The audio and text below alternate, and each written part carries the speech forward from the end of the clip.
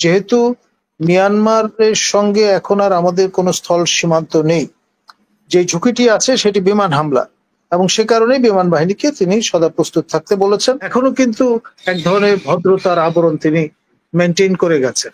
এবং আরো যদি বিষয়টি এরকম হয় যে শিশুসুলভ অকপটতার সঙ্গে আপনার ইন্টারন্যাশনাল মিডিয়াগুলোতে যদি সাক্ষাৎকার দেওয়া শুরু করেন আমাদের মাননীয় সরকার প্রধান, তাহলে কিন্তু আমার ধারণা তাদের ধৈর্যের বাঁধ ভাঙবে এবং তারা আরো তিক্ত ভাষায় বক্তব্য হাজির করা শুরু করবে। আজ থেকে 25 বছর পরে আমাদের উত্তরসূরিরা যখন মূল্যায়ন করতে বসবেন এই ইউনূস শাসনামল, তখন চাঁদের যেমন কলঙ্ক থাকে ঠিক তেমনি ভাবে ইউনূস আমলের কলঙ্ক হিসেবে চিহ্নিত হবে এই মব কালচার, মব জাস্টিস। এর দায় কিন্তু তিনি এড়াতে পারবেন না, তাকে এর দায়িত্ব নিয়েই কবরে যেতে হবে। এটা যদি ফিল্ড মার্শাল আইয়ুব খানের শাসনামল হতো, তাহলেও আপনার সাংবাদিকরা যে কোনো ধরনের প্রশ্ন করবেন, এটা তার পেশাগত দায়িত্ব, এবং সেটাতে কুপিত হওয়ার কোনো কারণ আছে বলে আমি মনে করি না। আপনাকে যা প্রশ্ন করা হচ্ছে তার সদুত্তর আপনি দেবেন, দাসে এখানে আপনার রাগ বিরাগের বশবর্তী হয়ে আপনি চাকরুচ্যুত করবার ক্ষমতা রাখেন, এটি জাহির করতে যাবেন কেন? এবং প্রফেসর ইউনূসের ঘাড়ে বন্দুক রেখে এই কাজ করতে আপনাকে কে এই অধিকার দিয়েছে? পরিষ্কার খোলামেলা কথা কিন্তু বলতে হবে। আর একটি অনির্বাচিত সরকারের সময় তো আপনার আরো বেশি পরিমাণে এইসব বিষয়ে সতর্ক হওয়া উচিত। আমরা কেন এই সরকারের জয়গান করি?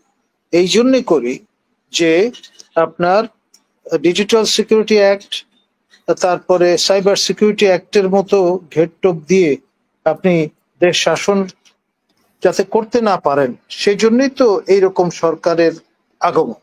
এখন আপনি পুনঃমূসিক ভাবো এই কায়দায় চলবেন কেন?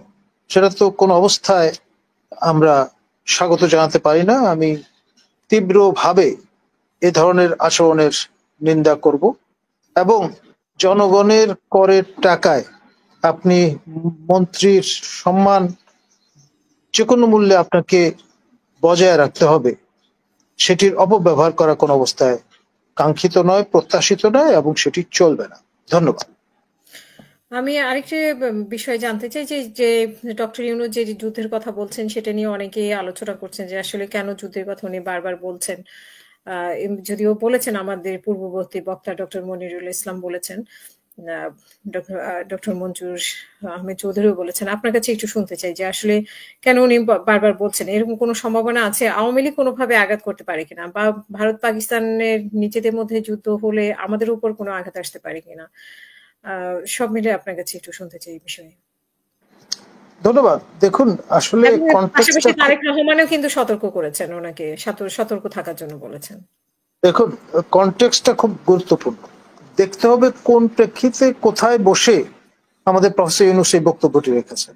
বিমান বাহিনীর একটি অনুষ্ঠান ছিল, বিমান বাহিনীর একটি অনুষ্ঠান ছিল, তো ন্যাচারালি সেই কারণে তার সঙ্গে সঙ্গতিপূর্ণ একটি বক্তব্যই তিনি রেখেছেন। অর্থাৎ প্রতিরক্ষা মন্ত্রণালয়ের দায়িত্বে নিয়োজিত উপদেষ্টা হিসেবে তিনি এই বক্তব্যটি হাজির করেছেন, এবং সেই কারণেই আমি মনে করি যে তিনি এভাবে বিষয়টি বলেছেন। আর সঙ্গে আরেকটি বিষয় যদি আমি অনুমান করতে চাই, তাহলে বলবো, যেহেতু মিয়ানমারের সঙ্গে এখন আর আমাদের কোনো স্থল সীমান্ত নেই, যে ঝুঁকিটি আছে সেটি বিমান হামলা, এবং সে কারণেই বিমান বাহিনীকে তিনি সদা প্রস্তুত থাকতে বলেছেন। এবং লজিস্টিক যে প্রিপারেশন, সেই দৃষ্টিকোণ থেকে দেখলে মিয়ানমারের নেপিডোর আপনার এয়ার সুপিরিয়রিটি আছে। আমরা we are not at per with that.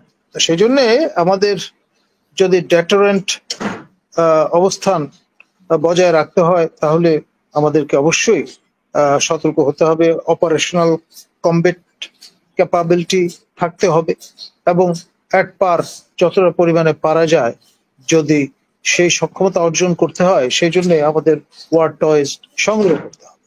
ধন্যবাদ। মানে সরকারের ভিতরে একটা পক্ষই মানে উত্তেজনা তৈরি করার বা উস্কে দেওয়ার চেষ্টা করছে, এরকমটা যিনি ইঙ্গিত দিয়েছেন তারেক রহমান, সেটাও বা কিসের ইঙ্গিত দিয়েছেন? মানে রাজনৈতিক দলগুলোকে সরকারের মুখোমুখি দাঁড় করানোর চেষ্টা করছে এবং সেটা সরকারের ভিতর থেকেই চেষ্টা করা হচ্ছে। দেখুন, তারেক রহমান যে বক্তব্যটি রেখেছেন সেটি রাজনৈতিক বক্তব্য, এবং তাতে আমি অবাক হইনি। বরং পরম সহিষ্ণুতা প্রদর্শন করা হয়েছে, যেহেতু বাংলাদেশে বর্তমানে সক্রিয় অন দ্য গ্রাউন্ড সবচেয়ে বড় রাজনৈতিক দলের প্রতিনিধিত্ব তিনি করেন। সেই কারণে এই যে 8 মাস 9 মাস হয়ে গেল, এটি আপনার তাদের দলের পক্ষ থেকে অন দ্য গ্রাউন্ড যারা আছেন তারা কিন্তু কখনো মার্চে নির্বাচন চেয়েছেন, কখনো আপনার যৌক্তিক সময় প্রদানের কথা বলেছেন, এবং লেবু কষলাতে তো হয়, অবস্থাটা তাই দাঁড়িয়েছে। সেসব দিয়ে তাকে ঝেড়ে কেসে বলতে হয়েছে। এখনো কিন্তু এক ধরনের ভদ্রতার আবরণ তিনি মেনটেন করে গেছেন। এবং আরো যদি বিষয়টি এরকম হয় যে শিশুসুলভ অকপটতার সঙ্গে আপনার ইন্টারন্যাশনাল মিডিয়াগুলোতে যদি সাক্ষাৎকার দেওয়া শুরু করেন আমাদের মাননীয় সরকার প্রধান, তাহলে কিন্তু আমার ধারণা তাদের ধৈর্যের বাঁধ ভাঙবে এবং তারা আরো তিক্ত ভাষায় বক্তব্য হাজির করা শুরু করবে। শেখ হাসিনার সেই প্রায় 16 বছরের শাসন আমলে আমরা যেমন তার ভ্রুকুটি উপেক্ষা করেছি, তার ভ্রুকুটি বলতে আমি বোঝাচ্ছি ডিজিটাল সিকিউরিটি অ্যাক্ট এবং সাইবার সিকিউরিটি অ্যাক্ট, এখনো কিন্তু আমরা আমাদের শির নোয়াবো না। আমি যেটি বলবো, আজ থেকে 25 বছর পরে আমাদের উত্তরসূরিরা যখন মূল্যায়ন করতে বসবেন এই ইউনূস শাসনামল, তখন চাঁদের যেমন কলঙ্ক থাকে ঠিক তেমনি ভাবে ইউনূস আমলের কলঙ্ক হিসেবে চিহ্নিত হবে এই মব কালচার, মব জাস্টিস। এর দায় কিন্তু তিনি এড়াতে পারবেন না। তাকে এর দায়িত্ব নিয়েই কবরে যেতে হবে। ধন্যবাদ।